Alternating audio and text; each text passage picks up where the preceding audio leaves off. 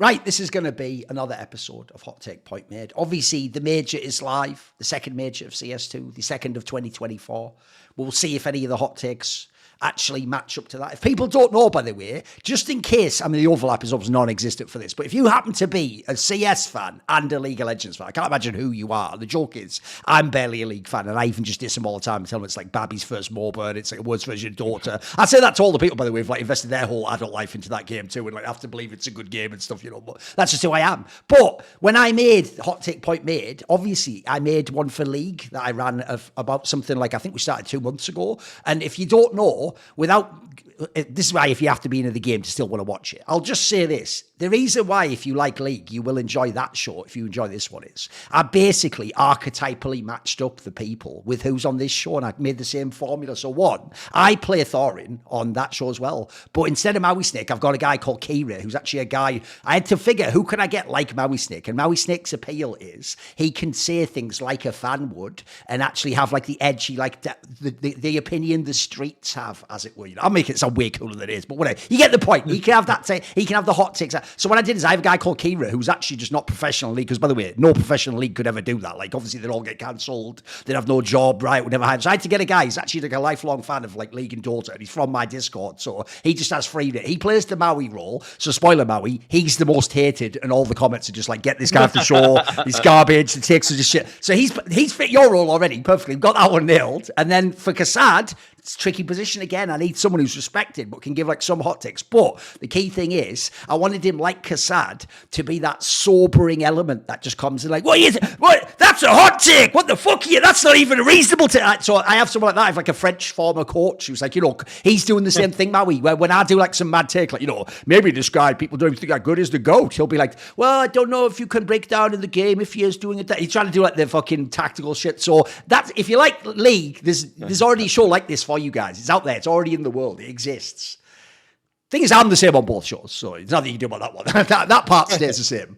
Right, let's get into this episode. So the question is, who am I actually going to hear from with the first take? Is it young Mauisnake, spelt with it just a Y-U-N-G, young Mauisnake, who is down with the streets and understands pressure? Or is it going to be Kassad, the elderly statesman, I'll make that polite now, elder statesman of the scene, who's here to be like, you know, a grounding element in the space, except Maui, anytime he has an opinion about Donk, because Kassad at this point in time is just doing hot takes when he doesn't even know it. Like, Kassad for real can just watch G2 beat Spirit and just be like, that Donk's all right, I guess. He's no Nico though, and it's like, bro, even Nico ain't doing this. But anyway, it's all right. So somehow Kassad managed to get everyone to hate him again just by having an opinion about Donk again. So I don't know why he keeps going to that well. It's poison, bro. There's nothing in there for you. That's just death in that well. So who are we starting with? Who is starting with the first take? Listen. We're gonna change it up a little bit. We're gonna let you start. You know, we're not gonna be me or Maui. You never start the show by one of your takes of your own. So I tell you what, unfortunately, so you should do it this time. I will, but unfortunately, I'm gonna have to let you in on a secret. I do so many shows. Sometimes I don't have my take, Kassad. I come up with them while you're making your take, and I just formulate like that. I put him on the spot. It's all good. I could have still done one. I could have backed into one, but Maui will do it. I gotta start with something self-serving. I have to do it. I have to. Oh Jesus, where's it? Is it gonna be about big or something? Where's this going? Come on, what angle is this? It's gonna be about big. Someone NA maybe. Where we going? I was right about nafany the whole time. Oh my god, that's such an old take. That's like 2 years ago now. What? Like I was so right about it. You were. He is trash. It's true. Yeah. Yeah, I was right the whole time. Okay, I was the first person to publicly state how much of a fraud he was on that Cloud9 roster, how much he was holding them back, and think about the change that they had. Obviously, the interim period where Electronic was the in-game leader wasn't their best look, but I said in that moment that the take was they should just replace nafany with boomich. And at the time, people just laughed at it because boomich's stock was at an all-time low. He had that drama with his ex-wife, but look at what he's done since then, okay? Even with a team without an Opper, he reached the quarterfinals of the Copenhagen Major with an Electronic who is now viewed as a toxic asset. And then this time around, in the same RMR as BetBoom, who had a team that was ranked higher, he was able to qualify for the Major. Sure, they only just went 1-3 in this one. They took a fight to Complexity to lose it out, actually, right there. But with a significantly worse ranked Cloud9, they qualified for the Major. whereas BetBoom didn't even do it. The composure that he's able to show with his team is leaps and bounds better than what nafany has been able to do. Nafany, in some ways, actually, I think he does still...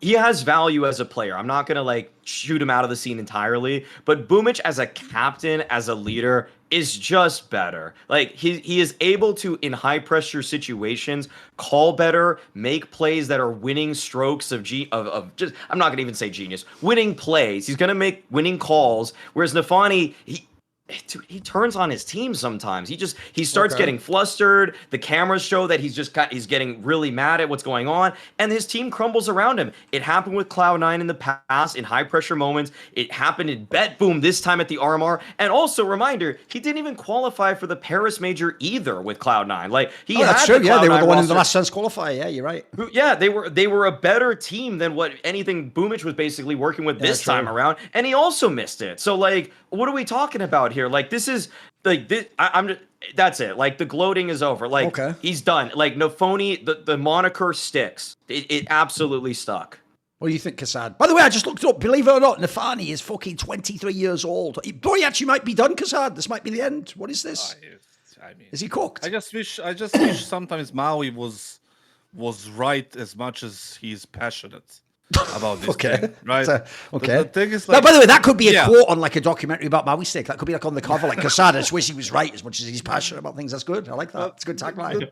The thing is, it's that's a compliment from him as well. Like, that's his version of like the. You know, I know. I want to know where Kassad can argue this. Come on. I want to know. The thing is, like, listen, is boomich a better IGL? Yes. I think it is. I think he better affects people where he plays with them. He better understands what type of people he has in the team. He does. But to blame nafany for this is just crazy. I think he has a team in BetBoom that is more focused about spending time and talking shit on Telegram groups and talking to that autistic moron Overdrive. And like then focus. I wondered where that was going. The delay after before he said the name, the suspense was killing me, bro. I couldn't handle where we were going with that one. Okay. Then actually, destination was fine, though. Like focusing on the game itself. Okay. They had a decent org that kind of provided them invites. Do you think they have decent players though, Kassad? Because I think one of the reasons why people think nafany does suck is because you look at BetBoom and it's like, for a smaller org, these are not bad players. Like, it's a pretty decent mix of talent, right? On paper. Yeah, on paper. I agree. Who was supposed to be the next Donk, Yep. never really came up to it. Chiron, who had like a VP stint, and then he got replaced middle of the tournament. Yeah. Major, was it, right? Yep. And then like RMR, yes, it's the same. Zorti would have been in bigger teams. He just had the issue where he was in fours and all that crap with the oligarch and stuff.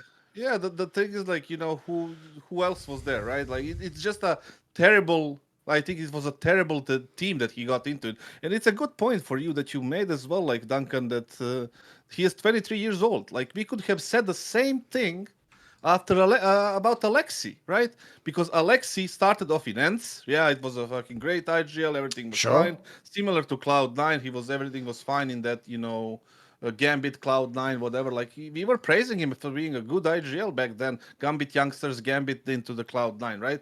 And then after that, look at Alexi as an example, you know, who was in like 3-4 orgs with top tier players, including Nico, including Monesi, like he was. He had G2, that was it. The other ones weren't top tier orgs or top tier players. I'm not going to have you tell me fucking OG was like top tier players. Some of the NIP with like fucking head trick and config. I don't like that, bro, but okay. Yeah. Okay. Just trigger me on that one. Let's. Listen, don't go. Don't top tier orgs. Don't lash out at Alexi just because he tried to defend nafany. You know, like, listen. No. Listen. Let me prove my point. The thing is, like, he got into that OG squad. Whatever that was, he got demolished there, went to G2, had the top tier players there and the top tier org, got demolished there, got to NIP, got slammed there as well. At that point, after G2, people were saying he's done similar to what they're saying to this guy, right? Sure. And it's not like nafany didn't win anything with Gambit. He did. It was an online era, but he did win something. They also won that LAN. They won like, didn't they win like one LAN? What was it? I Am Dallas. Yes. They won one. They won one. Yeah. When they just signed for C9. Yeah. They got one. So the thing is, like, you cannot really like say like, oh, nafany, like, he's done, he's dead. We could have said that about Alexi, and look what Alexi is now. He's one of the, if not the best IGL right now that we have, right?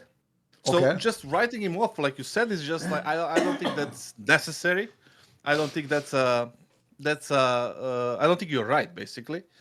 And he wants to try the international team, as I remembered from what he was saying. I think that's a valid take. But overall, for Cloud9 disaster when he was there, I don't think he's to blame. I'll get to Cloud9 in one of my takes, but I don't think he's entirely to blame. I'm not saying he's spotless. Would you He's, blame like, him at all? perfect. Yes, a little bit. Of course, everybody has their own share of the responsibilities. You are the IGL at the end of the day. Like, there are some responsibilities that come up to you. Win or lose, you have to take credit or responsibility for that, right? Because you are in that position. I'm not saying it's entirely his fault. Like Maui, he would just crucify him, like he's some sort of a False messiah. villain. Yeah, Yeah, much like, exactly. Yeah, that's why they crucified the guy. Believe it or not. Yeah, I don't know if you've read that book or not recently, but Yeah. I mean, it's up there. But the thing is, like, right now, I don't think he's like that low. Obviously, his stock is low right now. Maybe he has a redemption story in him. It's always good to have. It's always good to be, like I said, example being the similar spot that Alexi was in. I don't think he's good as Alexi, but he can be a decent tier IGL right now. Right, I will now do the classic move where we're now going to form a sanity sandwich around Kassad's nonsense there. So all of his nonsense is contained with Maui's sobering take, and then mine's going to be like linked into all historical and analytical aspects. So here's why Kassad's completely wrong there, right? I actually think nafany is one of the main people I would blame from this specific Bet Boom lineup, because as I just said, I actually feel like, one, he has an insane advantage people like Alexi never had. Imagine if when Alexi B got kicked out of events, he could have gone, and there really was like Finland had the most talent in World CS, and he could have just gone and got like all the like leftover would-be talents and just make like a second team and go right back. That's what nafany did. The worst thing about this is nafany didn't get fired and then go and, like pick complete nobodies and start at the bottom. No, he went and basically landed right on his feet with a squad of players where, remember, like Boomich himself was doing this before he joined Cloud9. Like, you're just working with like the second and third tier. But by the way, because it's Russia, these are like talented players. Like, as you said when you did the rundown there, bro, Chiron, when he got added, people thought, I mean, look, they've said this about 5 players. People thought that was the final piece for VP that was going to complete the firepower and put them over the top. You look at Zorti, as I've just said when you were talking, Zorti is basically overqualified to even still be in the Russian scene. If it wasn't for the fact Forza had some sort of sus fucking connection to oligarchs and or used to ask for crazy buyouts, he would literally have been on EG or other Western teams. Like, the guy's just good. Also, he's noticed, you'll also notice he's actually one of the rare Russian players that has zero sort of like drama around him or like problems that he has with other people. I'm almost certain that guy would have been on a better team. And as you said, the Manjaros guy or whatever, actually he's good on this team. He's like one of the better like rising talents. Like, this is a pretty solid set of players. But bro, if you ever go and look, here's the joke for you. You know how in the primes of FaZe, the joke used to be, Mouse is poor man's FaZe. Bet Boom is poor man's VP. You keep stacking all these would-be talents, and it never fucking works in the server. Like, bro, I've done loads of betting against Bet Boom, Kassad, because so many times I would look on paper and look at their roster when they're playing, like, some like tier 1.5 or 2 team, and I'd be like, bro, they should win this one. It's a BO3, and they just fucking lose. Like, the amount of games they've lost is criminal. And so, unfortunately, the reason why I put some of the blame on him is, one, I don't think all of this talent sucks. I think actually some of these are pretty decent players. Like, I'll be interested to see what they do when they pivot now to like someone else. And then also, I'll throw this out there, I also think if you remember when he called in Cloud9, I always thought it wasn't that he was like the worst caller. Like, that team, as he was talking about, was capable of winning events and being a contender, but he was so one-dimensional. And one of the worst things he did, I think he's never let go from his game, which is he has some bizarre thing where, I've always pointed out, like, I think I did a good job documenting this in history, that one of the things in Danish Counter-Strike I always thought was clever was they were the first to really understand the mechanism in CSGO that actually, if you have like a low frag in IGL, just make him go up first and clear the space, and then just have like a sick fucking entry player come behind him and just clean up all the frags. And like MSL, they all did that. That's basically what they all 100. I think every single one of those Danish IGLs did that style. nafany, bizarrely, seems to set himself up like he's the fucking entry player taking the duel, though. That's what I don't get. Like, the amount of times in C9 and even this team, he plays like he's the one that, like, instead of like him waiting for his space, it's like he goes and just goes to the attack, or he sets up the whole T side and everyone waits while he does some like bizarre duel. And by the way, he was doing that when he had prime Exile. Like the guy who would win that fucking jiggle peak on a corner duo. So nafany was doing it, I'll never know. So I also think the reason why I like say kassad, I don't think he's like a total cretin who's incapable of leading. But I think when you have a really sort of like bizarre, like I'd say like unusual and somewhat one-dimensional style of calling like that, I think you can have a hard time getting people to like understand your style or to get the buy-in or to build a squad around that. So to me, he's had talent. It just hasn't. It's been a mismatch. It hasn't worked. Because remember, here's the last thing I'll say, which I think puts this case to bed.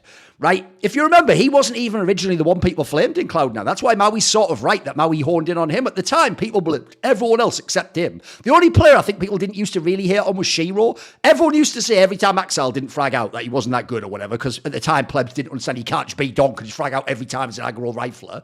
Then fucking Inters, because he had no stats, would always get flamed all the time. Maybe Hobbit got left out because everyone loves Hobbit and he's a fucking veteran and all that jazz. But I feel like everyone got blame in this team. In fact, people even used to, like I say, focus on Exile. So here's the last thing I'll say that I think shows no one actually in their heart of hearts believes in nafany.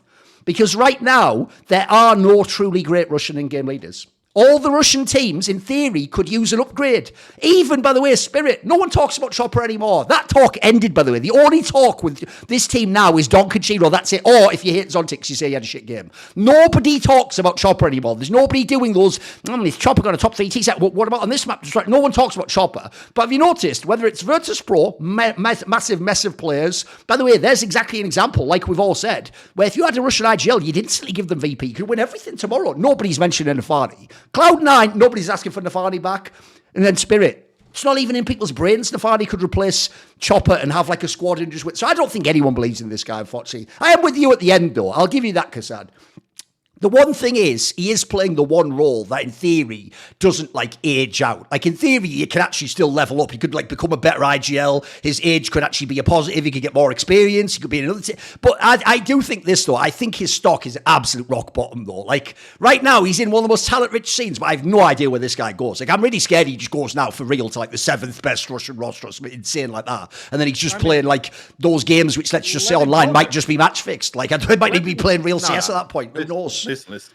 Let him go there. Let him go there and make his redemption. By the way, that would be good for him because, as I said, I actually think what kills him is that he is perceived to have had the talent and not used it. I think it would be way better for him, kassad, if he put it this way. Think about Passion. Look, obviously they're Ukrainians, so that part's difficult. But if he got a team like Passion of unknown players and took them to this level, I think he'd get a lot of credit. I think that would work in the reverse, and he would actually get back the stock.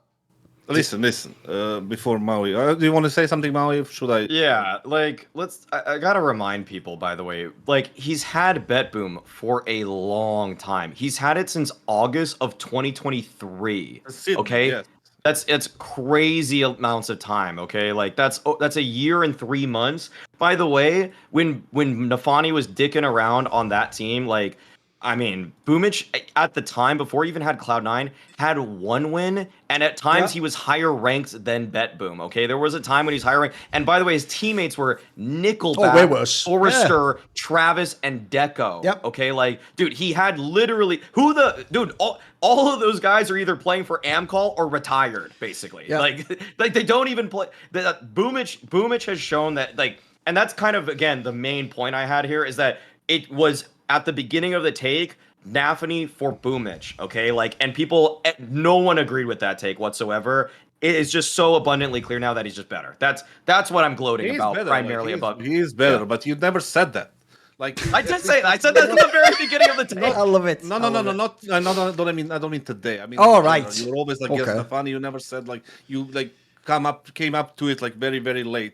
No, the very first time I even made the take, which was about over a year ago, it was probably in 2022 actually, is when it might have been Snake and Banter in early 2022. I made the take that it should just be boomich then for nafany, and it would have just been way better. And it's just everybody missed these timings. I don't know that for 100%, but I choose not to believe you. So. It is true. It is true. That itself is an iconic quote right there, though. Just get that. Someone put that on the bingo card. That's going to be on a T-shirt too. Yeah.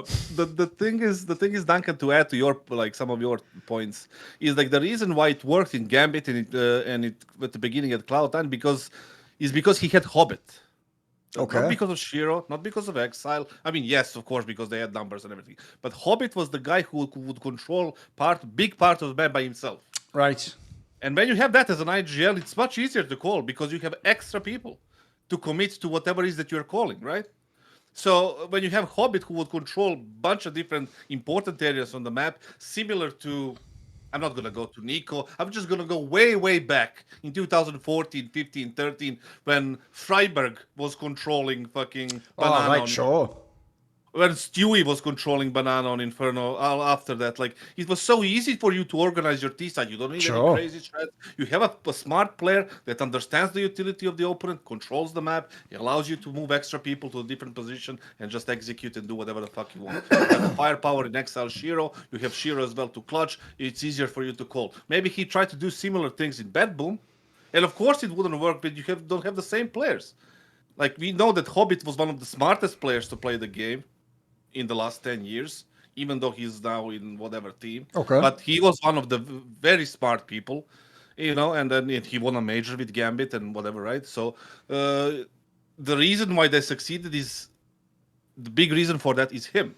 And obviously nafany used him in a good way, and used that in a good way. So on top of that, I do think that boomych is better than nafany, because like I said, he knows how to control and how to use those players better than.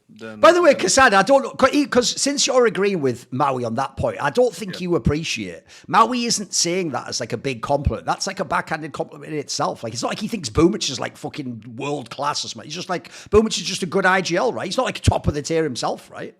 Am I wrong? No, it's not. I mean, he's not a top 5 in the world or a top. I hope he's not saying that. I don't know if I'd say 10. No, it's just good, right? He's just like a service or above average IGL, right? I did find it though. May 27, 2022 is when I said boomych for nafany. Yeah. Oh, there we go. Okay. That was just laughed out of the receipts. Right, well, here's the thing, guys. Now that nafany has underperformed again, no one knows where he's going to be. But speaking of underwear, see how I did that? What about me undies? Which, by the way, is a sentence you probably never expected me to say out loud on this show. But anyway, the thing is, holiday season is officially upon us. And MeUndies, here at LFN, our go-to brand for unbelievable comfort, has you covered with everything you need to be your coziest self. From lounge pants to hoodies, sweats and onesies, because actually, by the way, they do way more than just underwear. It's not just an underwear brand, it's an apparel company. They have all sorts of stuff. As you can imagine, loads of great gifts you could buy people for Christmas. They've got loads of styles. They have like 20 different styles in hundreds of different colours and prints, including a special holiday collection. They have, like I say, all different types of stuff. They have joggers, they have hoodies, onesies. Look on the website. There's tons and tons of apparel on there. Comfort is really, really nice. They have their own special super soft micromodal fabric, which is breathable, stretchy, and also comfy. It's responsibly sourced, if that's something that bothers you. And if you actually don't like your first pair, then they'll basically comp it, and then you can find out more details on the website, all that jazz. So knock out all your holiday gifting needs today with MeUndies. And to get an exclusive holiday deal, save yourself some money, get a great gift, and support us at Last Free Nation here, so people like kassad can keep ranting about how insane everyone is, then go to meundies.com/ it's on the screen, hot take, all one word, HOTTAKE. Enter promo code hot take. That's it. It's just meundies.com / hot take, code hot take. MeUndies, comfort from the inside out. Right. Now we will go to my point. What you're saying is that if you're nafany, you can shit your pants, and if you wear MeUndies, it's still going to look good.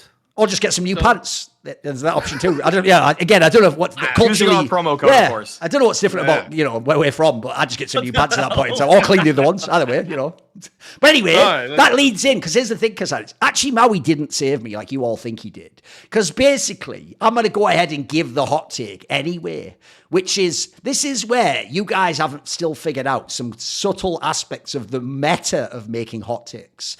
Because you know how, for example, as a quick tangent, I often have this struggle when I do my gambling, which is, so obviously I did, like everyone, the coin challenge for this major. But there's times when it gets to a match in the gambling where I'm going to actually bet on a team where it's going to make my coin not happen if the bet happens. So in that moment, I have to realize, right, in this moment, I have to optimize the fact that the bet's correct and this is the right analysis over what I want to happen, sort of. But here's the genius angle, guys, which is, nobody's going to get any points if they say NAVI wins the major, because it's the most obvious pick. Right now, it's hard to even argue another person's more of a favourite. They have the best baseline, and quite frankly, the narrative says they win and they complete their era. It's all awesome. We all praise Blade and Lexi B. At the end of the year, none of them are number one, so we all get to do all the narratives we've all built all year. It's really satisfying. So I'm going to be the only one who has the balls to do a Na'Vi hot take right at this motherfucking major. Oh, that's right, Kassad. See these? Fucking nuts, mate. I need a giant pair of me undies with fucking steel casing inside them and hold this motherfucker up. I need some Doc Ock underwear to get my shit going, bro. So here's my take. I already did a written article, just teased this and set up some of the angles. So I'll just tell you straight up. Na'Vi loses at this major in the quarterfinals. They don't even make top 4. They lose in the quarterfinals. Look, I won't say to who it could be, and it'll be an elite team. It'll be someone like a G2, a Vitality, it could even be Spirit. I don't know about FaZe, that might be a bit, but it could be a FaZe too. Those teams that are in that mix, you have to be like a real team with real players and real legit. It's essentially like a team that you could lose to. And the reasons why they lose are quite simple. One, I actually think the whole year, I always used to, for real, every tournament be like, is this firepower just going to keep going every tournament? Like, surely there's going to be a drop-off. And there was eventually. It just happened right now before the major. A lot of people didn't notice it because in the end, they still snuck that IEM Rio. And people didn't notice that last 3 tournaments, man, they were running on fumes, boys. Like, I'm not surprised they got blasted completely in last place at that fucking blast World Finals. So when you go and look at it, their Mirage has completely fallen off a cliff. They're going to lose that map as one map in this series. And then if you know Na'Vi already, if you could get them to either Nuke or Inferno, there's a chance they can lose. They can just lose that series. So I'm saying Na'Vi gets quarterfinaled at this major. There's a fucking hot take. And I had that one in the chamber the whole time, Kassad. So put that one in your fucking pipe and smoke that Tom Bombadil, Kassad. What do you think of that? Bombadil is the fucking beast. It's a good reference. What do you think of that? You don't believe... Come on, this is a good hot take. A pretty hot take. Listen, is it a pretty good hot take? I would say you presented it pretty good. I gotta give you that one. Like, you have that, talent to hype it up. So props to that. Everything's just a backhanded comment in him. He's like, listen, your takes are shit, but the way you say them sounds like they're good. Yeah. They almost make sense. Like, your delivery. Right, cool. Yeah. Oh, good. Yeah. What you saying is bollocks, but I complimented you as a great delivery of the fucking speech and whatever. Yeah, go for it. And the Tom Bombadil was like unexpected. Okay. But he's a fucking man. Listen, nobody expects the Tom Bombadil. He's a bum. He's a bum. He's a fucking beast. He's a fucking bum. That's a hot take right there, but a Tolkien hot take is Tom Bombadil is a bum. Like, he's like he's like an iconic character. What do you think? Come on, Kassad, hit me with the take, though. Hit me with the take. Come on. Because you were like talking directly to me, like I'm gonna give you a counter. I'm gonna make a bet for you, like $50. Why am I betting? It's a hot take show. Logically, I should lose all the bets. This is nonsense. Why am I betting on hot take? All right, I'll bet, but it's going to be like 8-1 odds or something. So it's okay. Let's go. 8-1 odds. It's just like a bet. Like right, a fun one. You mean right? A forfeit or something? Right, okay. Yeah. We're not going too like, crazy. You said they're going to lose the quarters. Basically, what you're saying, they have enough skill in the tank and enough fuel in the tank to make it through. They'll make playoffs. Yes, they'll make it playoffs. When it gets to the playoffs, yes, they were like the true weakness and the like. Yeah, that's when the pressure will get them and someone will just grab them at the end. Whatever, like the long day kind of thing. Yes, will come at them and they will lose that match. Because by the way, I'll also just quickly add in. You've actually reminded me of one thing there. I actually think a very underrated thing, Kassad, because I once looked in the history of CS:GO, and actually in CS:GO, most of the teams that were the heaviest favourites didn't win that major. And I actually think one reason why, for real, is fatigue, Kassad. I actually think when you play in every semi-final and final, not only does everyone study all your shit, but you get fucking drained, bro. And I think if you have a major right after that, it could be like, the joke is, if they actually did win this major, maybe coming last place at Blast is what even allowed it to happen, if you know what I mean. Like, that could have been good for them. So go on then, what's your angle here? What's the bet going to be? What I'm saying is I do agree with the fact that like they are pretty fatigued from the season and the year they have been. That's a great year for them. Of course, mega. And the team and the for the organization as well, right? They deserve all the praise. But the thing is, like, I agree with that part. I agree they're gonna get to the playoffs, but I think because they have big game playoffs players. That's true. Like Bit, like JL. Yeah. Like even Emek can just pop up at some point. Like, if depending on the map, he can like show really good numbers in the playoffs. We saw it before. I think they're gonna skip the quarterfinals. I think they're gonna lose in the semi. Ooh, you've done a mini hot take then. Okay, you've done a mini hot take to add on. That is a counter bet to you. But you also agree they're not going to win. You actually have them not winning. Yeah, absolutely. By the way, the reason I did that whole preamble about the betting thing is because, by the way, I would actually choose, if I actually had my choice, I would choose for them to win this major. I think it's a great storyline to give them the real era. By the way, I'm even such a dick, I'll even double down and go, it's incredible. The team that literally fluked the first major then had an era afterwards. Like, I'll do that. Don't even worry about that. So I am. What are the actual odds? What are the actual I don't know. And they would be the favourite, though, I'm almost plus certain. 300. It's like plus 300. Yeah, there you go. That makes sense. Well, that's the American, like, of course. The American. If you bet $100, you'd win 300. Fucking, yeah. So 3.0. like It's 3.0. 3.0, yes. Okay. That sounds about right. I think that's shit. I think that has no value in betting on No, by the way, I wouldn't bet on that. I think it's a bad bet. But, yeah, that sounds like what you should price them at, though. They're like the most odds on to be in the final, yeah. Yeah, but there is no, like, I don't think there is value in betting on three odds. By the way, as a little pro tip, if you ever use, I don't think the site I use even has that feature, but if you ever use those features like the old site I used to work for, where you can bet on the overall winner before the tournament, as a general rule, kassad, you never pick the fucking main favourite anyway because the odds are so high. No. What you do is you look for the dark horse that has like way too high odds. Like you look for, like in this case, the obvious team you would pick if there was such a betting market for this major is you would pick someone like Mouse or fucking FaZe if they were like, like 9-1 odds or something, because that actually is plausible it could happen, and at least you'll get the crazy payout if it does. You don't, like he says, you don't do like a NAVI 3-1 because they fuck up one time, it's over, and you get nothing from that, and you don't even get that much if they win. You don't even get that much. Yeah, exactly. I've looked at them. There's no risk against reward, is like, and the value is not there. Yeah. Basically, people who bet, they will understand that they know. Yeah, exactly. But the point still stands. I think that they are running out on fumes. They are like, they have no much. They cannot go all the way, I think. By the way, another thing I did put in my article. It would be a spectacular accomplishment if they won the major. I also threw in my article as the last reason, and this isn't a minor one in my opinion, is, bro, they don't have a superstar. Like, if you look in the history of Counter-Strike, bro, nearly all the teams that win have, like, like a top 20 player of all time. Like, normally you have to have, like, an insane player, because that way, this is what we all, this is a coach, bro. When everything goes wrong in the game, the superstar is the guy who can just sometimes steal that map for you when you don't deserve to win it. Like, Navi doesn't have that guy. They have to actually be the better team to win, which I think is also fucking hard. To be the better team every time is hard. Yeah, true. Once this year, maybe they can do it again. It's not like impossible, but it's very hard for them to win. I give them a semifinals. All right, to counter your quarterfinals. Okay. And then I think that's fair. Like, even if they drop their right, where are we going now? Because in theory, we have created a space where Maui can just take a free win by going, actually, I think Navi will be good at the major and win. He gets to have like a fucking free hot take or something. Like, go on. Where are you on this, Maui? Where are you at?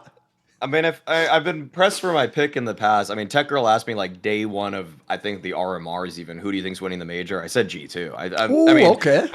But I think it's just 1A, 1B between them. Like, I think, I mean, bookmaker. Oh, kassad, this is where I've known Maui for too long. When you know Maui, there's always a hidden self-indulgent element. You have to understand, kassad, he wants G2 to win, and he's going to tweet like, I beat Malbs, the major winner in a game in MDL 7 years. Whatever that stat he always brings up. He basically, kassad, he wants to have his version of Chad's story about beating Titan on Mirage at fucking ESL Cologne 2015. You're just waiting for that, Maui. I know you. I know the way your mind works. If I can beat a major winner at one point, it all works out. Exactly. By the way, that would also be a straight fire thing. When when those haters link your HLTV profile, you should just go, just beat the fucking major winner, Malbs. What are you talking about, dickhead? Yeah, exactly. Hey, go on.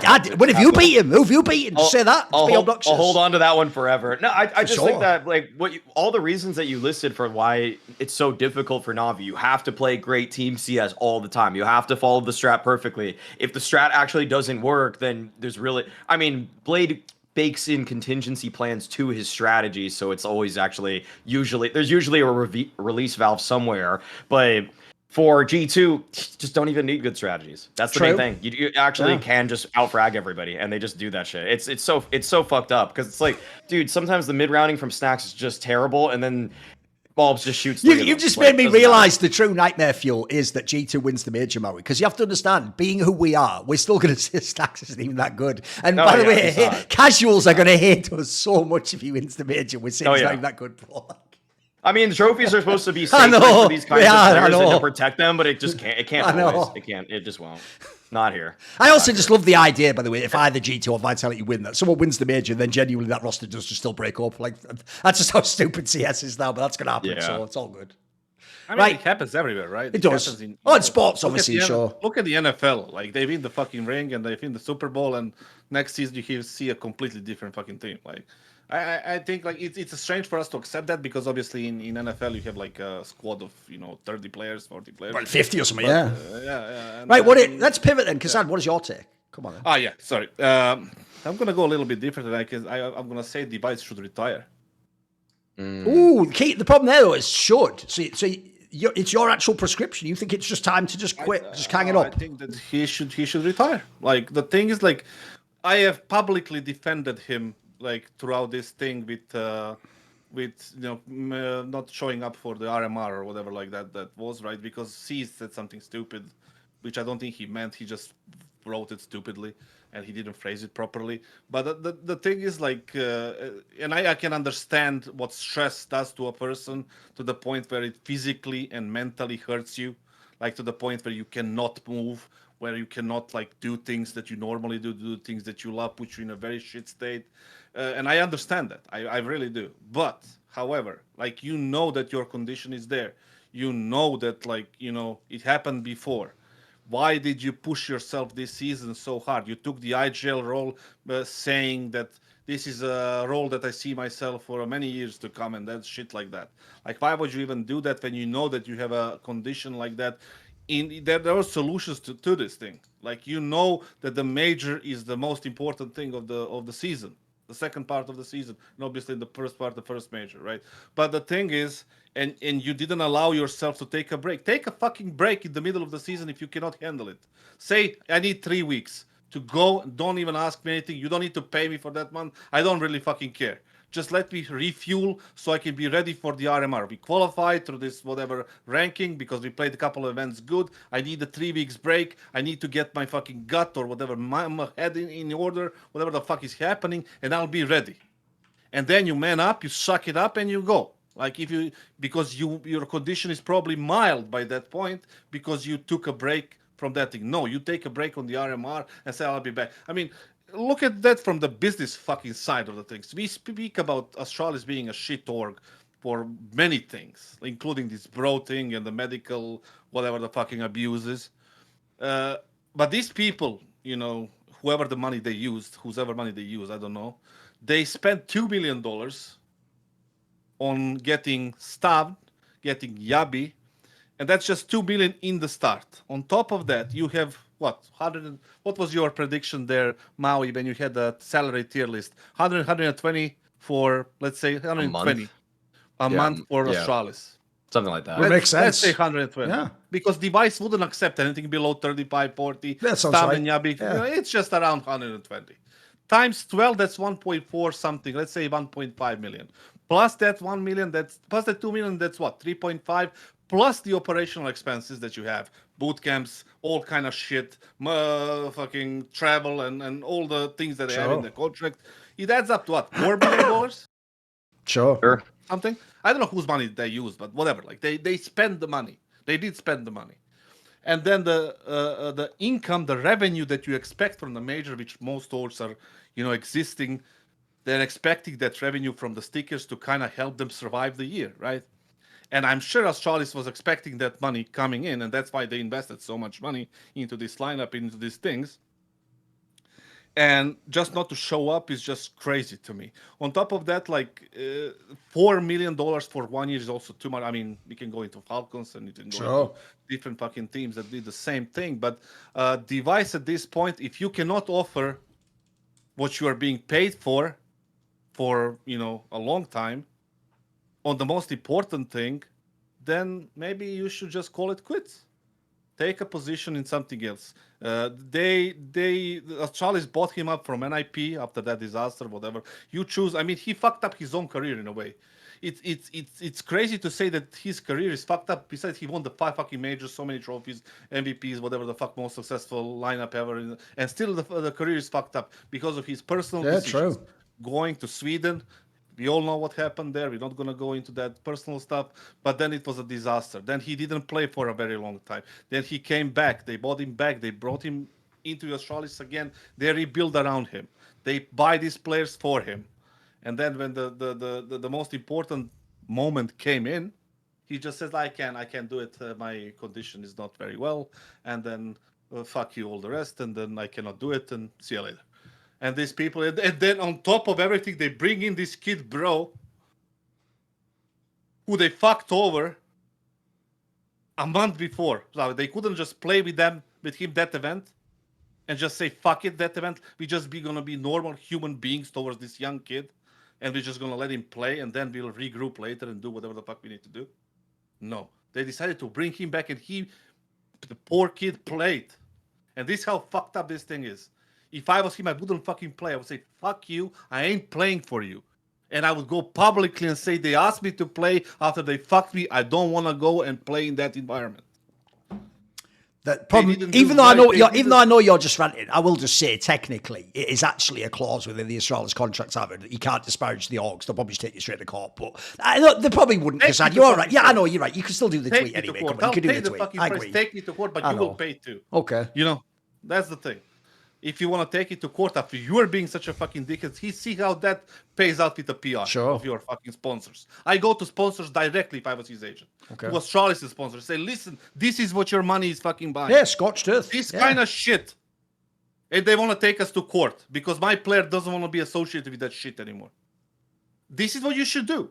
But no, the poor kid, because he wants to play, he came in and played and they fucking dropped out. But anyway, bottom line, DEV1CE, if you're not ready to do these things, if you cannot like organize your year, I don't know what was happening internally in the Astralis organization. Did they know? Did they not know? Was it like a ongoing issue? Was it like issue that was rising up, or it was like warming up or cooking up, whatever the fuck you want to call it? Or it was just straight out of the blue, DEV1CE waking up one morning saying, "Oh my god, my stomach hurts, my head is not right, I'm not gonna play." Whatever the fuck is, it's Astralis' fault. It's DEV1CE's fault. If you cannot make it, if you don't think you can compete in the highest level like you used to be before, don't ask for that big of a paycheck. Don't play, retire, go stream, go do something that's good for your health, go something that's good for your mental health, and stop wasting other people's time and money. And that's it. Thoughts, Maui? With all due respect to DEV1CE's physical/mental health, I do feel like he just needs to be more organized with his time. I actually think that this is fairly reasonable. I think that just leaving your organization at a time that is this critical in their calendar it's excusable because of really this exact reason, but it's something that should be planned for. Like if this is, it's not like this is an unforeseen issue when he has a history of this. So that's where I feel like the alternative is pretty much sort of what you outlined, where it's like you need to be taking it easy in certain aspects.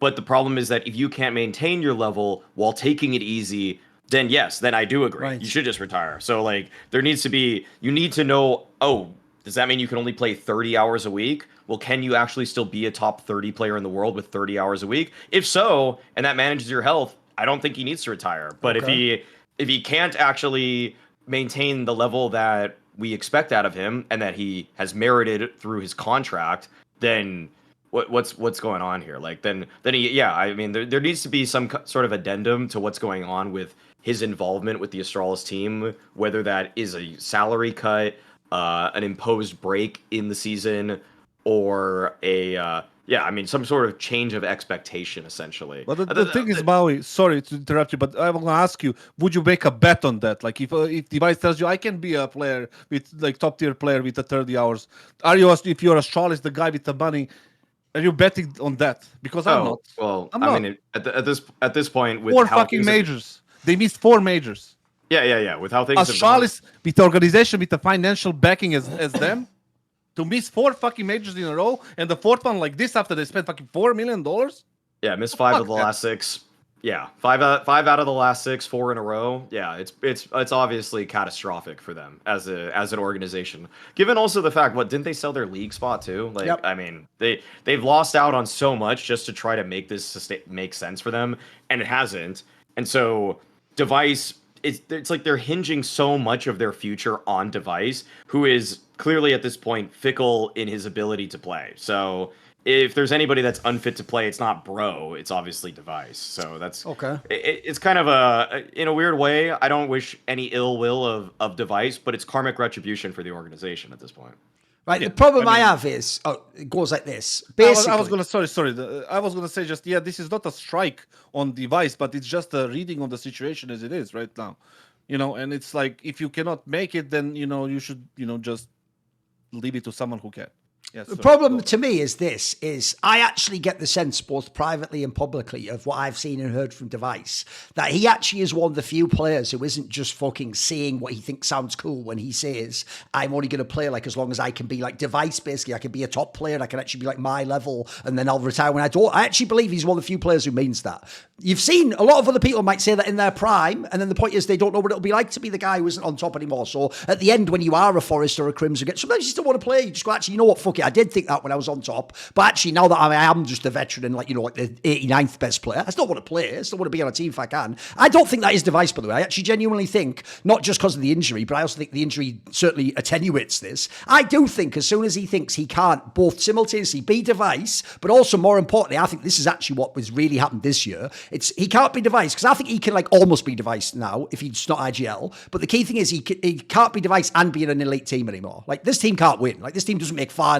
They're not even close. I mean, at their absolute best, they're like, you know, they've had like a good semi-final every now and then. If you ever go back even the whole time he's been here, it's been shit. So then my problem is a mixture of, in the past it was only the injury would have made me think he'd retire. Now I think it's both. I think it's the injury and the fact that the orgs and lineups around him have been so mismanaged for the last 4 years that it's a double whammy. It's like, one, why stick around? Because you might not even be yourself and you're injured, and on top of that the team might not even fucking let you win. Like there's nothing to gain here. But I will say this one thing, which is the difference is I won't say the sentence kassad did of he should retire, because I actually think one problem I have with sports and esports is I don't think he can ever say that for a similar reason to what I just gave the example of how when you're on top, you can't know how you'll feel when you're at the bottom, which is there are so many kassad, so many pro players in esports history and sports stars that left when it was their choice. And then later on, they're like, fuck, I should have played 2 more years, or I should have just had one last go. Like, I'll give you a few examples. I've got 3 actually from the NFL, because obviously in the NFL, you can also get injured and people just decide to quit.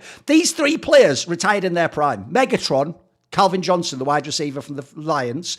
Aaron Donald just retired recently from the fucking Rams, probably the best defensive player in football. And then back in the day, Barry Sanders, the running back from the Lions, also famously retired. These players all retired at their absolute peak, as in they were like all pro players, and they just said like, I'm done, I've just had enough now. And the reason why that is whack, I can tell you, it's true. For the first few years after they retired, they might have all been cool with it. They might be like, you know, I'm okay with it, or I've done enough, or whatever. The problem is this though, when you're 10 years later, 15, now you don't have a choice. You can't go back in time now. You can't ever get those extra 2 years you had. You can't have like one last run at a ring or something. You can't ever go back and experience that. So when it was your choice, it was your choice. But the problem is eventually it's no longer your choice. So my issue here is if DEV1CE decides to hang it up now, it probably is done forever. He's 29 years old already. People know about this injury. And if you fully retire, look, you're DEV1CE, so you could maybe still come back to some small team, but you're never going to be this big player that people build whole squads around. Then if we go on the other angle, I've got a few I'll run through quickly. Right. The other reason why I hate the idea he retires is I still feel like he's the one piece that if he chose to take agency in where he goes, he could resurrect the whole fucking Danish scene. Think about it. If I have DEV1CE the AWPer and then I get, first of all, everyone wants to play with him, so he can make the team. Let's say, who do you want? Do you want Stown and then one other? Pick one other, I don't know, Stair or something. Right. Now let's go get an IGL. Spoiler. The best IGLs are still Danish. We've still got Carrigan. You know what? Even fucking Glaves out there on a cliff somewhere. Like, you could get people. Snappi's available. But he could be resurrected. There'll be a hot take about that later. There's still angles you could go with to make a better team. Obviously, the injury thing sucks, because I heard basically that injury is exacerbated by stress, which is one of the reasons why I've always given so much props to DEV1CE and Get Right when they were winning while experiencing that, because that means you're on stage feeling that shit and you're having to just block it out in like some Jordan flu game and just win the fucking championship on the major. That is incredible, but I understand you can't do that forever. And by the way, if you have that same pain, but it's to make it into the group stage, into the playoffs, and then losing the quarter, I might just say fuck it at that point. It's different if I'm winning the major. That's the reason they keep going. Right? What I'll say at the end is this though. The reason why I think it's so sick is because I don't think this is actually based on DEV1CE himself. I think he was still a very good player the last few years. If he hadn't IGL'd, I think he actually was like that close to getting back to where he used to be, not in his prime, but like in NIP, for example. He was still like a top AWPer. He was still one of the better players in the world, still like a top 15 player in the world. You even look, right? The real problem is this. Ever since he left Astralis, they have completely mismanaged all the lineups he's been in. NIP famously had all the players just never at the same time, so they never got him and Brawlline at the same time. They never got him and Alexi and Brawl at the same time. They got all the players, but they just spread out over 2 years. They never got the one lineup. So that was spinning his wheels. Then Astralis, I'm just going to say this outright. Astralis, I think, is one of the worst examples of an org absolutely abusing their talent players, their academy, just to save money and to avoid having to make a real change. What they did is pretend they were promoting talent academy players, pay them fuck all money, use them all up. They never use them in the proper roles. That's why they all go elsewhere. As I found out, they look way better than the other teams. They never develop on Astralis. They just get kicked out. And you just basically, what you do is you pay DEV1CE 40k, and then you pay that guy 3k, and then it just balances out that way. And between the two of them, making 20k each. That stupid logic that modern day CS runs on. So if you look at, forget NIP for a second, just look at the Astralis teams he's been in. Bro, every Astralis lineup he has been in, even the super team, is at least one player missing from like a real team. You look at the roles and you're just like, bro, there isn't even 5 players who all fit their role at like a top level on this one. And the reason why that's insane is, bro, you're not NIP, you're Astralis. You're supposed to have your pick of all the Danish players, and because you've got DEV1CE. Bro, that is the magnet right there. You should be able to get every piece you want and just make a god tier team that you could still win in. So basically, I don't think he should, because I just don't know if he would regret it. But in the sense of kassad, will he ever actually have like a real team around himself again and have a chat? No. Right now with Astralis, it doesn't look at all like they'll do that. If anything, I actually think, by the way, what's funny about this is this was even one of my hot takes. I think I had a hot take. Wasn't my hot take when KD joined? Either KD or DEV1CE will be gone next year. Like, it's just, there's no way they can coexist. By the way, I'll just add that part in there. That's where I was right, Maui. Because the other thing is this. I think I've heard too many people now. It took a few years before they were willing to say it. Behind the scenes, loads of people don't like KD and Bro. It's just a thing where publicly they know there's no upside to it. All the fans love him. So I also thought there's no way they're going to be best pals after 3 months, mate. That's going to get real. That's going to get so old so fast. So I don't think he should, but I get your take. I think it's a good take. Reality hits you really fast in those situations. But the thing is, like you mentioned, Calvin Johnson and like, all these people, like when they retired, when they were on the top, like, and you were kind of defending in a sense DEV1CE, right? Yeah. But he made all decisions by himself. It's true. Yeah. Like, he could have knocked on the door of Liquid and said, like, listen, hello guys. For sure. Can you I want to play with you? You think they would say no? They paid 500. By the way, I actually think the biggest miss of all, kassad, the obvious one to me. Fucking million, Duncan. I used to say this all the time on this show. The most obvious move they should have done, and I think all parties involved are fucking idiots, is they should have actually done this KD move, but in heroic, bro. They should have just made KD and Agile and brought DEV1CE in as AWPer. That team could actually have won everything, mate. Yes. They didn't do it, sadly. They just waited too long and they never did it for whatever reason. The other thing was like he could have knocked on the door of FaZe. Oh, for sure, yes. I'm pretty sure they'd want him, yeah. Probably G2 as well, don't put your squads, yeah. Navi as well, before Wonderful came in, he could have knocked on the door there. They would all accept him. They would all pay him well. Oh, some of this is self-inflicted, right? Yeah, it is. Yeah, massively. Like, I agree. He was like, he's like a blind man. What is the worst thing that I can do? I'm just going to walk into this fucking minefield right here with like... I'll give you the analogy, kassad. I actually think the sports analogy would be LeBron. The reason why a lot of us criticise LeBron is it's up to him where he goes. He can have all the players and teams he wants, but he keeps choosing these weird lineups that aren't that good, and then they lose, and we all say, "But you chose it, LeBron." I feel like it's the same thing with DEV1CE. He could have gone wherever he wanted, couldn't he? Isn't it fact that he's like 6? It's mad, isn't it? And it's the same story every year. By the way, the Lakers is like Astralis every year. It's like, oh, can this young up-and-coming player actually be good? Or is our scuffed roster not actually good enough? Like, it's the same shit, innit? Like, you're like, what are you doing with your career, bro? You should be the best. Anyway, yes. The thing is, like, all of the decisions he made himself. He decided to leave Astralis and go to NIP. He said that famously stupid thing. NIP is 10 times ahead of It's 5 steps ahead or whatever, but yeah, something like that, yeah. Whatever the fuck was it. And then he goes back and he tries to be the IGL and just shoots himself in the foot. It's just, like, crazy to me that he could have gone anywhere and he decided that. And we are supposed to be here defending that?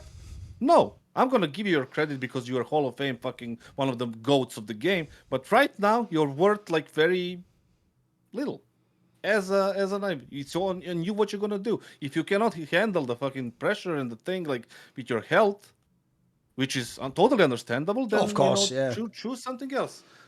Otherwise, because it's all about like this is like people don't understand this, fans especially, they don't understand this. This is a performance-based industry. Course. For the most part. Yeah. Right? If you are getting the fucking results, if you're getting the likes, the clicks, the views, the fucking things, you are gonna be there.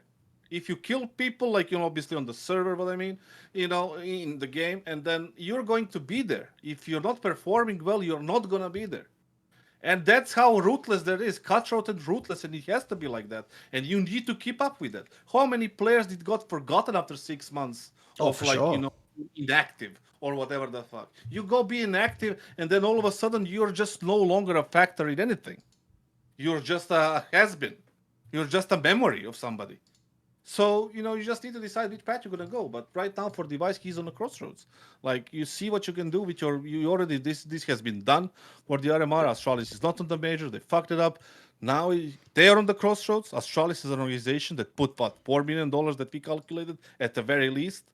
And Astralis is, and DEV1CE is on the crossroads to decide, like, what's he going to do? And how is he going to do it? And would I take a gamble on him? No. I did already, and it didn't pan out. So...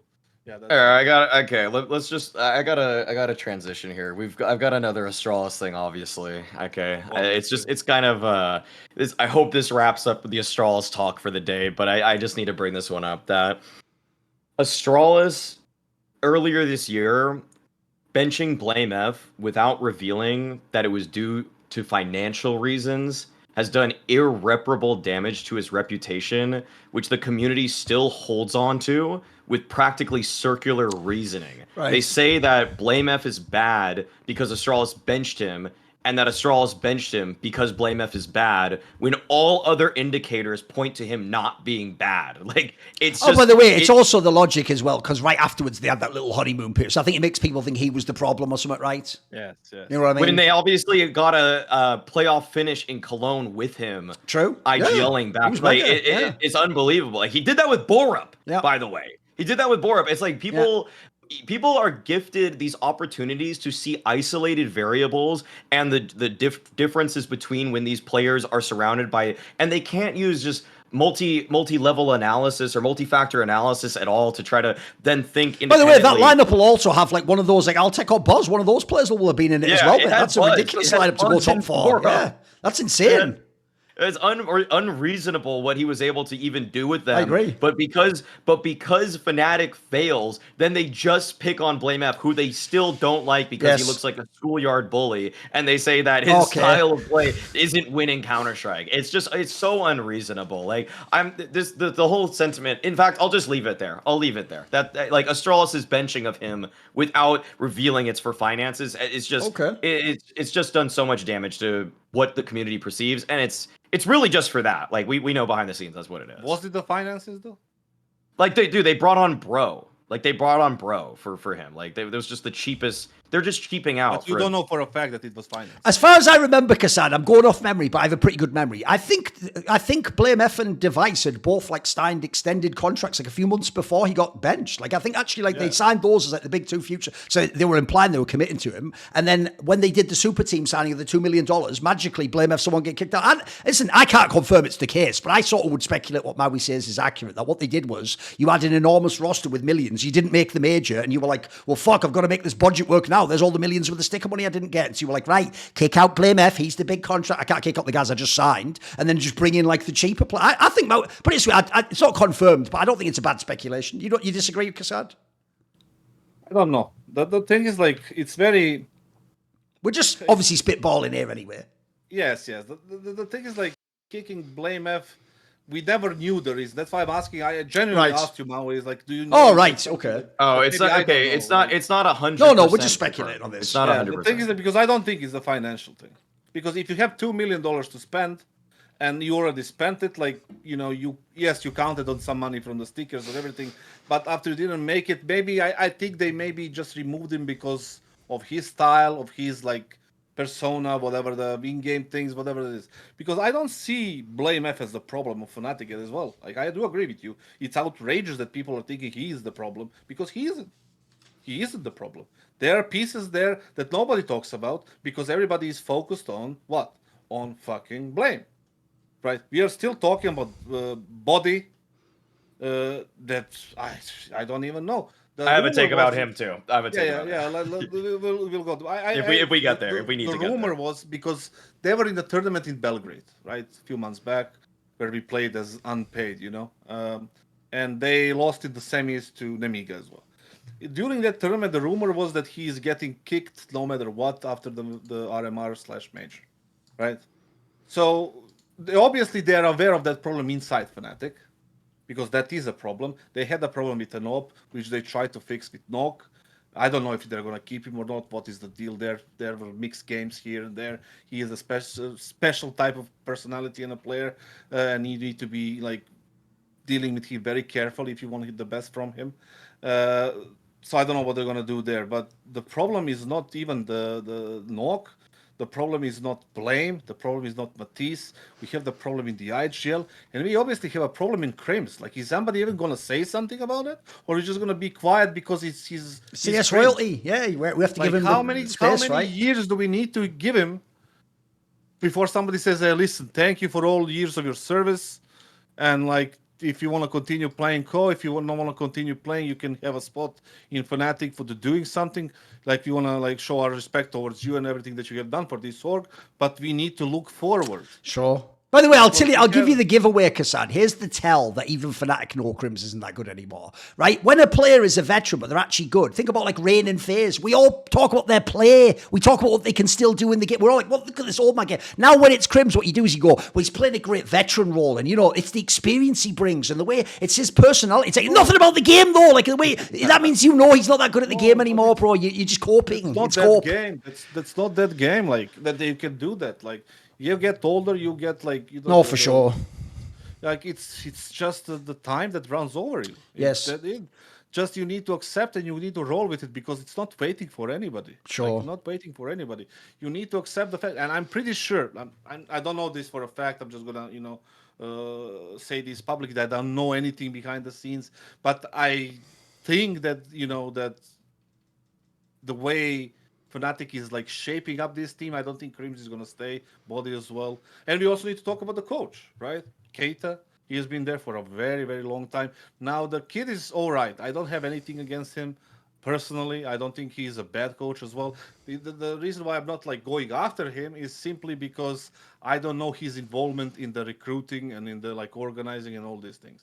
Maybe the guy doesn't have so much voice. Maybe the guy is like being constantly like, over... kind of talked about in a sense, like, and the guy doesn't really have enough power to actually do anything meaningful in the actual team. So, but also, if that's the case, is that really the coach you need, right? Do you need, somebody else, somebody, like, I don't even know, like somebody more tenured, I guess, somebody who can take authority over the team, and somebody that players maybe respect even more than they are, right? So there is those things with Fnatic. I don't think it's blameF at all. I think obviously he has a specific fucking way of playing, and very annoying to other people, and very annoying to people that he play against, sometimes to the people that he plays with, and especially annoying to the fans. By the way, he basically is the player version of what people hate about VP as a team. Like, but if it works, it works. If it works, you have to acknowledge it. Yeah.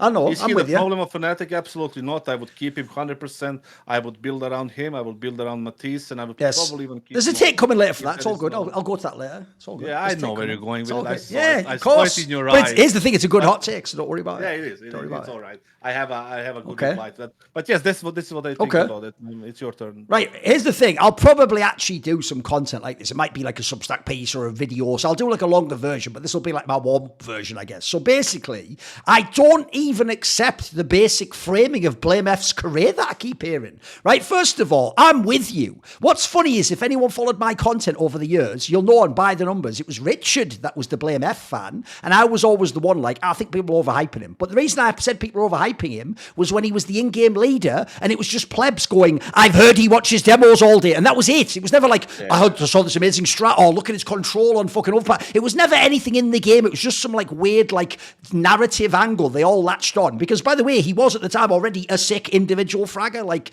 one of the things I think is mad underrated about blameF's game is, except when he's IGLing, which can take you out of your individual game, he also can get his no matter what. Is everyone going to ignore that? That's a mega quality in World Counter-Strike. Bro, we just saw the person I'm supposed to believe is better than blameF at his role is Stown. Stown absolutely does not get his no matter what. Stown is absolutely reliant on his team, the setup, seemingly even comms, the structure, what Whereas his blameF, you could, for real, you know that saying, you probably heard it, Kassad, back in the day, where it was, I think it was Alex Ferguson said, give me like 10 planks of wood and Ronaldo and I'll win you the Champions League, basically. Because at one point he was that good. The idea was, like, he'll just score no matter what. Like, that's blameF, bro. You give me, by the way, Fnatic, I'll give credit to the Matisse guy. One day he'll be very good. That may as well be 3.5 planks of wood plus blameF. And by the way, that actually had you in like the fucking major. That got you to a major into this, like, this phase of it. Like, that. And by the way, he was the reason why. So to me, blameF actually, mad underrated flaw to his game. Very fucking consistent player over the years. And then I'll just do this. This is where I don't accept the framing. Because my whole thing's about him not being IGL. So I even would agree with Astralis, by the way. Take him off IGL, but kicking him out the team, like Maui says, I think is insane. Because it did signal to the world, this guy isn't as good. In fact, it even signaled we prefer Stown over him. And he's just not even Astralis level. Fuck off. See ya, you're out. If it's not about finance, I don't think they've even got an argument. I think they're even stupid if it's not about finances, by the way. I couldn't even understand like a cynical take of some, you know, pencil pusher with an Excel sheet. Like, look, I've got to carve 20k a month up. Well, then you've got to do something stupid. That's triage at that point in time. But here's where I don't even accept the frame in Maui. That he's had, like, because you know fans are doing the Alexi B thing. They're doing that thing where they go, but look at all these teams. Where's his trophies? Right, let me just run through only on Astralis. By the way, call that lineup never ever would have ever made top 4 in LAN. Are you out your mind? People like Oppo would like fucking babies on LAN. They wouldn't even experience, like, that lineup would never have made it. But let's just go to Astralis. Remember, if you're people like DEV1CE way back in the day, Astralis puts the best players around you. Let me just run through some of the names blameF played with. Buzz, Ultex, Lucky, Farley, Borup, washed Zipniks. Then he had coaches, Trace, Ave, Hunden, Castle, Ronick. What the fuck is this? None of these, not a single person I just mentioned there is world class at their role. No. He had like every coach in the world, IGL and not IGL, he just had rando teammates. As Maui just said, that's what, by the way, my whole video will hinge on. Unironically, it's the other way around, you dumb fucks. blameF getting Astralis to top 4 at those fucking colognes, the 2 times he did it, might actually be like some of the hardest individual carries you'll ever see in fucking Counter-Strike history. Like, it's just one guy fragging out of his mind doing like 0.8 kpr and dragging the aforementioned bombs over lines. And that's why people, by the way, it's the other way around, you dumb fucks. You know, you guys go, where's his trophy? Because you're looking from the star player side. No, go the other way.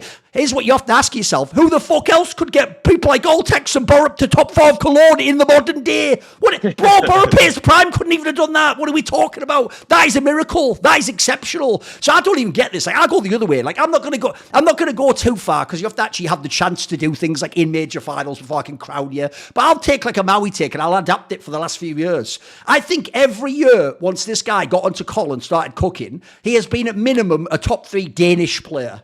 Just a top 3 Danish player. Like, remember, Denmark was mega talented. I won't say number 1 because at the end of the day, Stown's been in major finals and semis, so I can't say I'll put blameF under that pressure, that same spotlight. But I speculate he could do it from seeing his game. So I think it's outrageous personally. Like, the idea, one, he's blamed, but I also agree with the framing.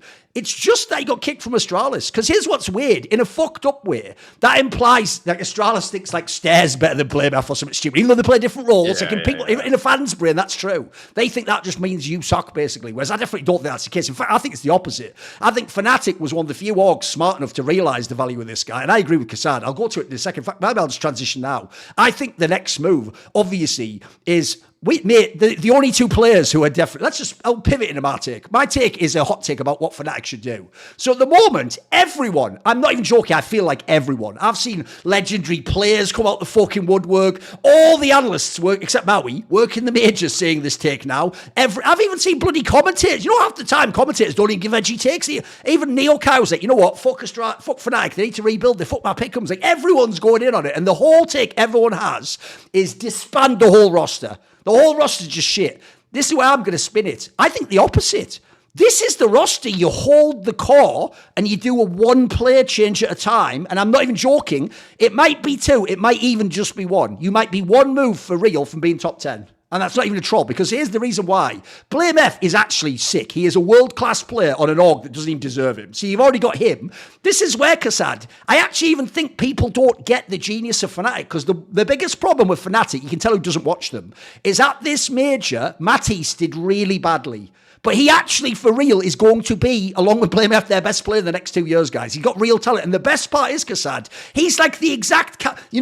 famously, the best way you made back in the day Jame work is you put your Kindar with him. That's Matisse and blameF, guys. You've got the counterbalance. One loves to be super aggro and be the fucking guy going in front. The other guy wants to be the beta and the lurker. You've got the two non-overlapping roles for your stars. So here's the hot take. The hot take is I'm going to take a bunch of players everyone doesn't give a fuck about, and I'm going to say we don't switch out Fnatic. Here's what I would do for real.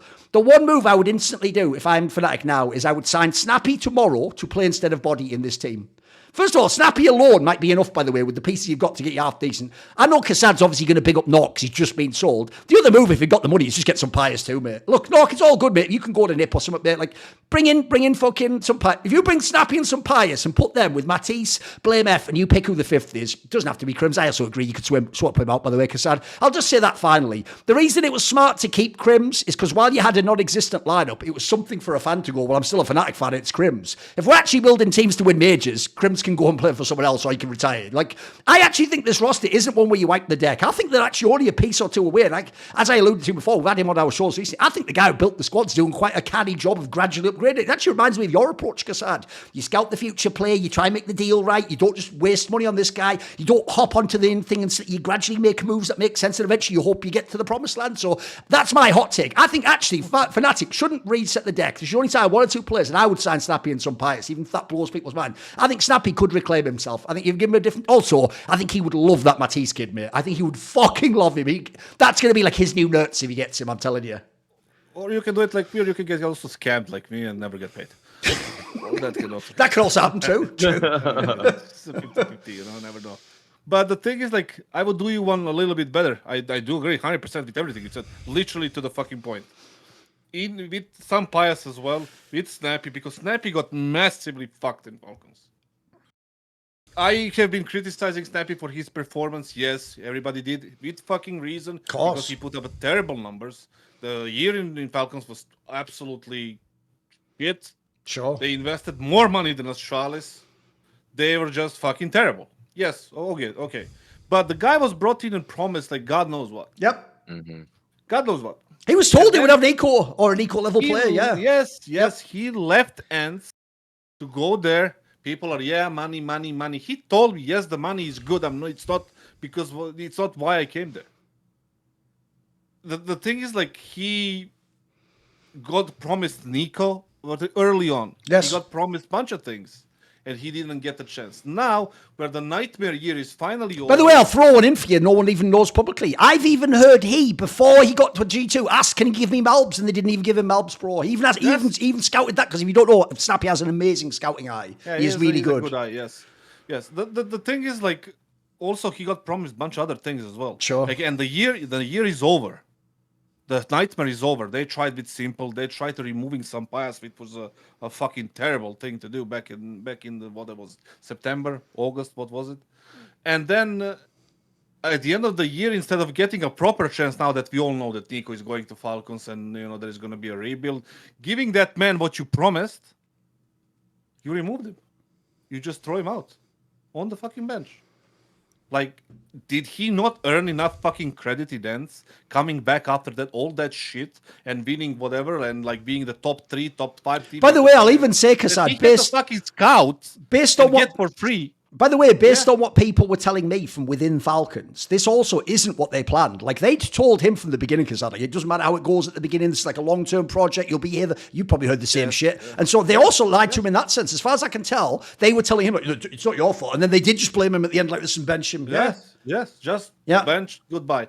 Like, this is what people like. This is for you fans to understand how fucking ruthless and terrible this community is, and terrible this fucking world that we are living in right now, and how fucking disgusting decisions are being made against the players as well. So the thing is with Snappi, yes, I do agree with a bunch of things you said. Fnatic would be a great option for him, because he would have blame, Danish guy, he would understand each other, and probably in a better way than blame understands bodyy, for example, right? When it comes to OP, yes, I do agree with that one too. Just give him some Pious, because it's a known player to him. He knows what some Pious can do. He would have to go with Nok, who is also a good offer, but like a completely new person. Why not just go this? My take is that that they don't have that much money unless the Falcons are just like gonna clean out the books and just fucking get rid of the expenses. But because their contracts are terrible, I mean, top four the Of course, yeah. No one. By the way, no one's going to buy these contracts, guys. Like no one would want it. Yeah, of course, great, of course. But for the organization, Yes. But the thing is like, and then the third option, I would even get Madden. Madden open. I don't hate Madden. I also think Madden's a piece that will just do what he's asked in any team he's on. Piece. Yeah.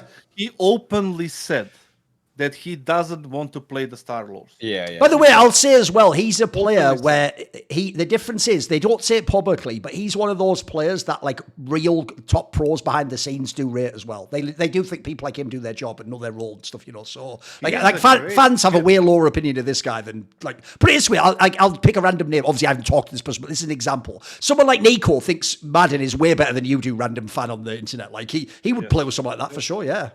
And people would play with him. He is a very grateful player. And the person openly says, I will sacrifice. I will take these roles.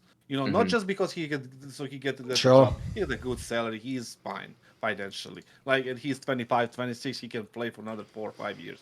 Like, he's genuinely want to play this semi-supportive / kind of, role that doesn't require all that much resources and all that much space, and he's gonna sacrifice for bigger pieces like Matisse, like Blake. By the way, he's also only 26 years old. He's not like washed or something. Exactly. He's still got years to go. Yeah. Exactly, and it will be a good move for him. So trio there plus Blame and Matisse. There you go. You have a team, right? But is that a realistic thing to happen considering the contracts and all this shit? I don't know, but imagining it would be good. I would give Snappi at least 2025 to see what can be done. They just need to change the IGL. I mean, I was going to have another take, and this kind of spends my last written one, is that bodyy was the worst IGL of this entire Seems stage. like it, right? I would actually just make the claim now, he's the worst IGL of the entire major. Like, the way that Fnatic played mid-rounds was just despicably bad. The way that they would just want to convert by just evacuating all of the map control that they've taken and walk all the way back away and then 5-man group and hit a bomb site where many of the positions and entry routes are just redundant at that point. It was so detrimental to their own success. Like, I think technically, in a weird way, Big has the worst T-side round win percentage. Fnatic is second worst. Okay, I don't know why Biggs is like that this very second, but it's probably going to improve even after they play their next match tomorrow. But for Fnatic, like he couldn't even use the pieces that, like, understanding the pieces you have and adapting and molding your style to them is why I would simply just replace bodyy. Like, I don't want to get too. Put it this way, Maui, you said this on Twitter, I know, but like, if people don't know, the idea people are blaming blameF is so weird because, by the way, they would have lost to that Eclot team if it wasn't for fucking blameF, mate. They wouldn't even be here. Like, he like had to like hard carry him to this fucking part of the tournament. Yeah. He hand delivered them that RMR map 3. Yes. Like, there's no one else that could have done that. Like, I mean, okay, sure, in World Counter-Strike, maybe like 4 other people could have done that. Like, literally Nico and Donk or something. When like, they played Eclot in the previous round? In the RMR. Final game. Yes. Yeah, the final game, final map. He had 12 opening kills, 0 opening deaths. Like, that's just absurd for an overtime game like that. Getting some of them in overtime, by the way, not just eco frags, obviously. There aren't even 12 anti-eco rounds in a fucking game. So, the whole idea that, like, I mean, I'll just say this. Like, the pushback I have is I just only replace him. Just only replace bodyy for now. See how it goes. Sure, you say Snappi, but if he's in contract jail, I guess this is its own hot take. Make it Hooksy. Like, okay, like I don't hit that. Don't hit that. No, it's better than bodyy, dude. It's better than bodyy. It's like, not better than bodyy. Give me why is it better than bodyy? What are you talking about? It's literally better than bodyy. It's absolutely better than bodyy. There's no question. No, you can't say that. It's not a hot take. Kassad, is Hooksy ever allowed to just work in Counter-Strike again? Like, does he have to not ever be on any team ever? Like, he's not that bad. Surely he's better than bodyy. Come on. He's better than bodyy. Hey, whatever. I say he's not. You say it is. Let's leave it at that. Like, fuck, I can't. I fucking can't. That's a hot take itself. Yes. Yeah. That's my last. As if you ruined the whole thing by saying Hooksy at the end. I know you ruined the whole vibe. The atmosphere's dead now. We had camaraderie for a second there on an agreement. But I guess it'll never last. It'll never last. Yeah. Oh, whose turn is it? Mine? Yeah, go for it. My take, I'm gonna steer away from game itself. I think I should be in charge of ESIC. Oh, okay, I guess. All right. Listen, it's certainly not a take I expected to hear. I know. I love this. You know what I'm scared about though, Maui. This is where I feel like Kassad isn't like a pencil pusher, like an ESIC guy who'd be there with the paper. I feel like when he says I'm going to be in charge of ESIC, he's imagining it like the vampire hunters in Blade, and they're just going to be all like shotguns and sticks, like load up, boys, we're rolling out tonight. That's exactly. I was ESIC. thinking more of that like guy from Vigilante Trump's administration, the fucking border czar. Oh, right. I was gonna be that guy. Okay. Yeah, Tom Homan, whatever his name is. Yeah, I'm gonna be your ESIC. Who watches the ESIC? Okay. Yes. Okay. It's fine. Go on then. What's the angle? Why would you the be in thing charge of is, ESIC work? Go on, hit me with it. Okay, yeah, The let's thing hear is, it. like, people, I have the platform, I have the connections, I have the fucking access to all the information that are necessary. I have big network of everybody that's, that can provide me with the information to kind of pursue this fucking illegal, shady shit that has been going on. And I think I can fix not all, but most of the problems that are happening right now, including the match fixing, the cheating, the fucking all the shady shit, not paying out your prize money, your fucking salaries, your fucking things that you're not, basically protecting the players and the org from any kind of wrongdoings right now, and hunting down the match fixers, cheaters, and all these things in a very different way than ESIC has been doing right now, and dealing with all these matters quite differently that they're doing right now. And I would take all the hits as well, so they can just sit there and do their job. I mean, I know how to take a hit. Okay. I know how to handle myself, publicly. I know how to be a face of the whatever. It's the way he's presented himself, Maui. Like he's like fucking Batman at the end of the Dark Knight, where it's like, we're gonna hunt him, son, because we have to, because someone has to. He's like, fucking hell. Yes. Okay. I can see Kassad just rocking some like tier 3 like match fixer. Where is he? Who's fixing these? But yeah, basically, I Well, would just dedicate. ironically, Maui, it was actually using a form of radar hack that actually Batman stopped the criminals. Yeah. There you go. Yeah. Show me pneumonia. Show me your Exactly. Yeah, that's one of them. But basically, Where are they hiding out? Where are the drillers? Where are they? I know they're around the Asian gang somewhere. Where are they? Where are the drillers? Where are you, my driller? Where? Only pixel. One pixel. You just got to cause a little chaos. At the end, that's where they show you they are. Right, Donna? Are you there, Donna? Are you there? Like, whatever. Could do a I whole would bit. fix the image of the whole thing and brought it to a next level. Yeah. And just like take. Wait a minute. I like the way his idea is when he says, take care of all this like poison, toxic waste of CS community. I'm not going to give even like a political speech right now. I like the way you do know, though, that everyone would just hate you, though. You would just get blamed for everything. Yes, absolutely. Okay, and I would fucking take it. Okay. I would take it. That's what And we I would need. get rid of We do all need the- that, all yeah. the- all the shitty people in the industry Sure. that are doing God knows what right now, and they are doing bunch of shit. From, like I said, match fixing, Okay. fucking cheating, fucking stealing money, fucking embezzling money, doing kind of shady deals, and not to mention the player contracts and all this shit that are fucking everything. Just give it to me. Just give it to me. I'll take care of it. The borders are. I want to take this one first, because I will say this. What's funny is, in a weird way, this actually would not work at all, but it also would be brilliant if it could, Maui.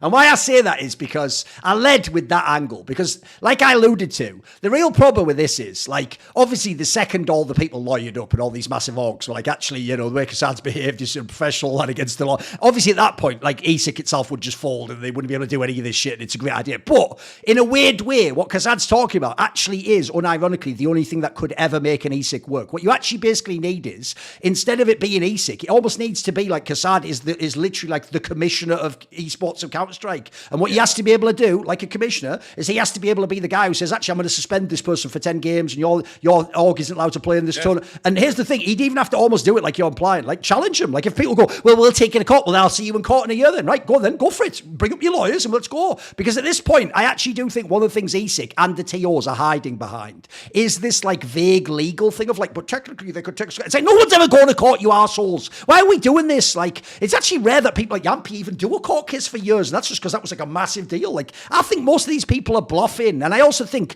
even though people are going to think it's a meme, Kassad, the idea you'd like be the face and take all the blame, I do think one of the worst things about ESIC is the guy who runs it, that Ian Smith guy. I told Richard this like the first time Richard interviewed him. I said, mate, just listening to him, I know he can't do the job. He's the most mild-mannered fucker of all time, like soft-spoken, clearly doesn't want to be involved in drama. He's the sort of fucker where, you know, you stand on his foot and he apologises to you. It's that sort of person. I actually want someone in a way like Kassad to be a firebrand and to be like, you know what, not only am I coming for these people, but anyone else out there who's fucking around, you better fucking run. I'm after you next. Like, I'm gonna hunt all you guys. In a way, I do want that. I want like some fucking scorched earth, because I feel like that is the only thing that would stop these fuckers. If they actually did get what in theory might be unfair, like get their tournament spot taken or just get kicked out just on sight, by the way. I've always said that, by the way. Even though I understand it's open to abuse, one of the biggest problems I've always had in Counter-Strike is in the modern day, people have this perspective that you have to like use some like independent, unbiased body to make actions, right? Like decisions. So they think you have to allow VAC, because VAC doesn't know who you are, it just looks at the game. Only VAC can ban a cheater. I'm sorry, me, Kassad, and probably Maui, if we watch the right video, we can tell you who's cheating just by eye test. I could even tell you who's cheating off eye test in a way that would be incredibly hard to ever detect on hardware side. Now, look, if you want to live in a perfect world where no innocent person ever gets banned, don't let me decide if they're cheating or not. But I'll tell you what, if you let me decide if they're cheating, I bet you I can get 80% of cheaters straight out of Pro CS immediately. I won't have any legitimate way of showing I did it, but I'll get them out. And I'll very rarely have a false positive. But the point is, people aren't willing to accept that. So in a weird way, this is why I actually sort of agree, Kassad. I actually think basically ESIC as a concept is fundamentally flawed. I don't think it ever work. So I actually would prefer, like I said, just someone who was just like a hard man who is in charge and will make the hard decisions. Even if you've actually nailed it, you will definitely be hella unpopular, because all those pro players are going to turn everyone against you. They're going to say you're lying. You've got evidence. So it'll look really bad. But someone has to, like my joke about the Dark Knight, someone has to sort of take it actually for the good of society in this sense. Yeah, I'll take it. It's fine. Just bring it on. I don't care. Like, bring it to all the fucking drama. The thing is, like, you can lawyer up, like you said. Yeah, bring it to court if you want. If I have the fucking evidence, I'll just bring him. And then you're still not gonna play that event that I'm not gonna tell you that you're not gonna play. Like, people are cheating and people are match fixing on every fucking possible way. They're losing fucking pistols, like that you cannot prove. Like, in yes, the game. that's what I mean. Exactly. They have radars on their fucking phones. They are losing the fucking halves. They are going under on frags. The certain players. They're going on. You know, it's crazy. And we're talking about known players as well. Like in Tier 2 online, there are known people who go to LANs who do this. Players, yes. People that you see on HLTV page yes. every single day. Like, you they open up have to be there. and you see them. That's where the betting exactly. is. It's got to be on HLTV in the lower yes. ranks. You Yeah. see them every day. You watch those streams. You comment. You see the frags. You see them winning. You see them losing. There is so many teams that are involved. Not the entire teams. Okay. Maybe individuals. Maybe this. Maybe that. Right. But there is like layers to it. Like levels. To it. And somebody needs to put a stop on it at some point. Otherwise, everything will collapse. And it's gonna be all over. But yeah. I mean, I still feel bad that some of the games that I was playing in when I played MDL were fixed. They were just fixed. Right. Like you could just tell, you know, it sucked. It just makes you question the competitive integrity about everybody around you. It really blows as a whole. Like, and for people that are coming up in the Tier 2 space, like the disillusionment is as soon as you hit HLTV match pages, basically. As soon as that happens, you just start to question like, what's this, what's that? And like, you know, lo and behold, some of the people that were in the games that I played on teams with or against were part of match fixing circles, and they got outed completely. So like it is too much. It's gone way too far. But I think this is still just such a funny idea, because I think that Kassad actually is a person that would introduce liability into his life willingly. And like that's the problem with Ian Smith and with ESIC as a whole. Like they just don't want to be liable for anything. That's why they were so toothless when it came to court cases or having to actually go to any sort of trial or legal body. And the funny thing is, like, Kassad just has free time at this point. Like, he is a kid. I mean, he has things. And he's already taken all the abuse anyway. It's just another day with a fucking Wyatt at this point in time, isn't it? I don't know. But he could just handle it. You know, he can handle it. Sure, like, you know, a whole wall of internet comments flaming him. He just looks the other way immediately, moves on to the next case. Like, he doesn't mind. So I actually just love the idea solely because I know Kassad could just keep his head down and actually do it. Yeah. Put it this way, the only other person aside from kassad I think could do this role would have to be a very different type of individual. It'd have to be someone who had a more mild-mannered approach. Their approach was just talking and being amiable. Maybe they know the up-and-coming players. Maybe they know the legendary players. Maybe they don't have a job at the moment. The only other person is obviously Huxley. That's not even real. That's just a fucking kassad. I know. It's nothing, is it? I know. But speaking of wearing many different hats or shirts and apparel in this particular case, what about Into the Air? Because as you can see, I've even got it right here. Not only do we always big up Into the Air, by the way, shout out to everyone who's bought some of their brilliant t-shirts. They are great. But we also have this special one, as you can see on screen. I'm modelling it there. This is actually a collab shirt. We actually asked them to put a bunch of designs forwards, and because Last Free Nation has the whole like pirate theme, it's sort of like a zombie pirate. It's quite cool actually, but if you zoom in and look, it's awesome. So obviously on the screen here, you can see all the info there. And this is actually, not only is this company, we've mentioned many times, I'll do the usual spiel. Like, I actually think the fabric is really, really nice. This is actually the nicest one of all, by the way. This one feels really soft, this collab shirt. I think the design is very nice. Like I say, when you wash it, it doesn't wreck the quality, it doesn't wreck the design, it doesn't get all cracked and stuff like it normally does with print shirts. Also, they're not just print shirts and normal stuff. They have not just t-shirts, they have all sorts of apparel themselves. And if you go and look, they have like printed tees, they have like basic tees that are just plain colours that are really nice quality. They always do bundle deals, which you can also actually double up with our offer. So if you use our code, you get 10% off everything. But you can also get one of their bundles, like 3 graphic tees for $61.95, 3 basic tees for $52.95. But you can also then get 10% off that using our code. And so they are currently running, not only is this collab shirt, so shout out anyone who wants to support us directly and show that like this is one of your favourite people to buy products from and support, etc. But you can also get even more off because they've got their Into the Air Black Friday / Cyber Monday sale, which actually still runs through to the 8th of December, so still a whole bunch of days left. You can use the link on the screen, intotheam.com/LFN- the little slash across the middle, LFN-TEE, so TEE as in t-shirt, to purchase our collaboration shirt that was designed with guidance actually from fans. We even put like some suggested designs in there and people said which ones they liked, and this was the one people opted into. It looks great, it's quite cool. It doesn't have like crazy massive LFN branding, so it's also not obnoxious to just wear out and about, and you'll be able to enjoy this like it's just some cool zombie pirate shirt. So shout out to everyone who purchases it and supports us and Last Free Nation. The code again is intotheam.com/LFNT. You can save up to 60% site-wide on everything. So go and check out what they have that you can save from there. And obviously, our 10% for our code stacks with the rest. You can get the graphic tees. Thank you to everyone who supports Into the M and Last Free Nation.